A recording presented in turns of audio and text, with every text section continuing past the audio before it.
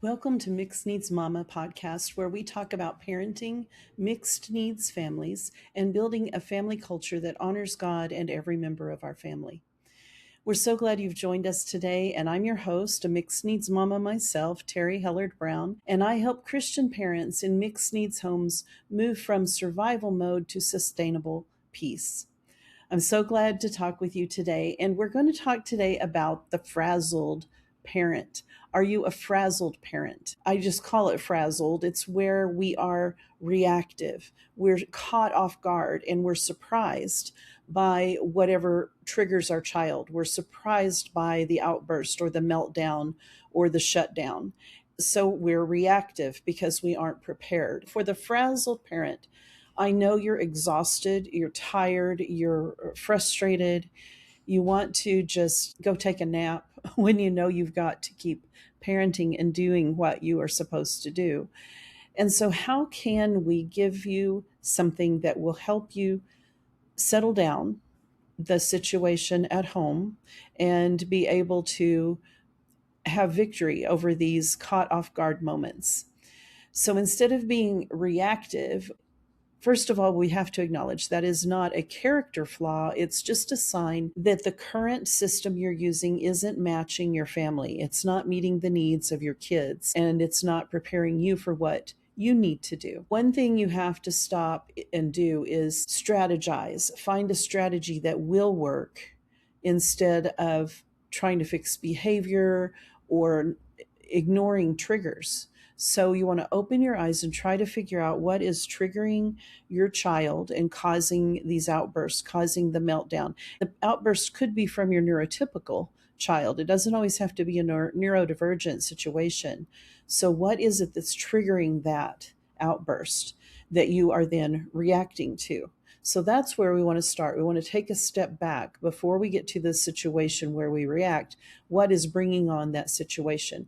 Sometimes we will find that it happens at a regular time of day, for instance. So maybe it's in the afternoon when you're doing a transition from school to your evening. So we came up with a simple 3 before 3 reset routine that might work for you if this is when your situations happen. And so we want to start earlier in the day to find 3 small things in the morning that will reduce the afternoon blowups and our evening frustration.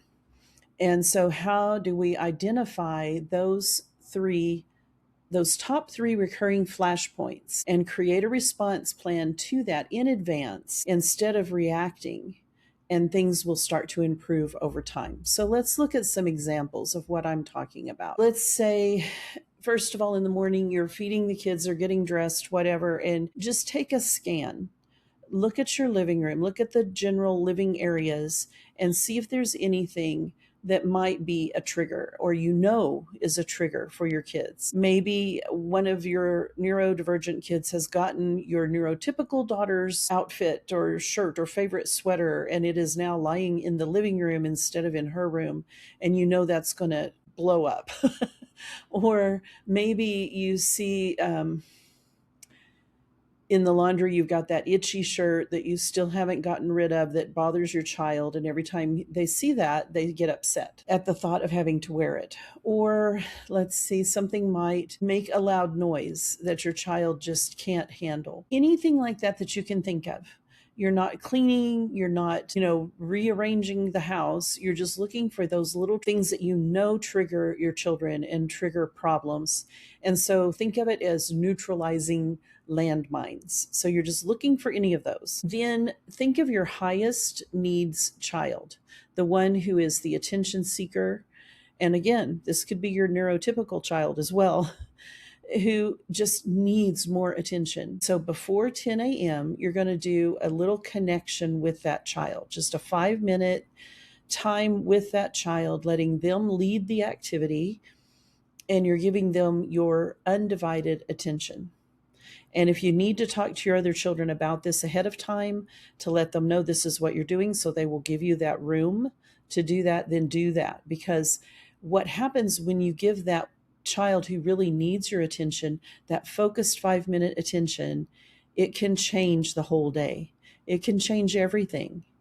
And if you have several or a couple really needy children, then you may need to just go down the line and spend some quality time with each one and plan for something else for the rest of the family, whether it's a TV show or silent reading or a worksheet or whatever it might be. You have even just 5 minutes with that child. It's just an amazing thing that happens. It helps that child to feel seen. It helps that child to just feel at peace, and then to not have the blow up later on in the day because they've had this time with you. It's like magic for you and for that child, because you are really meeting that child's need.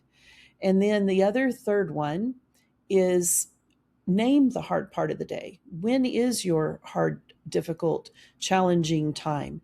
Is it the transition time between school and dinner? Is it after breakfast? What is your challenging time?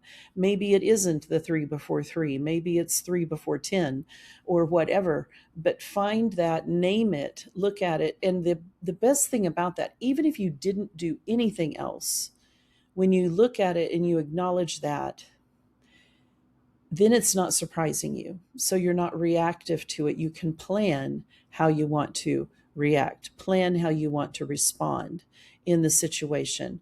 And so you're not caught off guard. You won't feel as frazzled. You'll feel like you've got a plan and you know what you're doing. So you want to not be surprised, not caught off guard to where you just react, but where you intentionally respond in a way that is calming, that is planned out, that is following up with after prayer, that you've prayed about it and you have a better plan for responding. It will help your children then to respond peacefully as well and to not get caught up into that. And over time, if you do these kinds of things, you will start to see the pattern changing.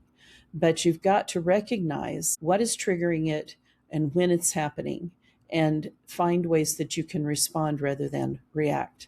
And you will find that your frazzled feelings will start to go away and you'll feel more in control, more proactive in what you're doing. So give it a try. Let me know how it works, what you come up with. I'd love to hear from you. And we will talk more about this later. If you have questions, we can try to answer those. But I'm excited to see what God is going to do in your family culture.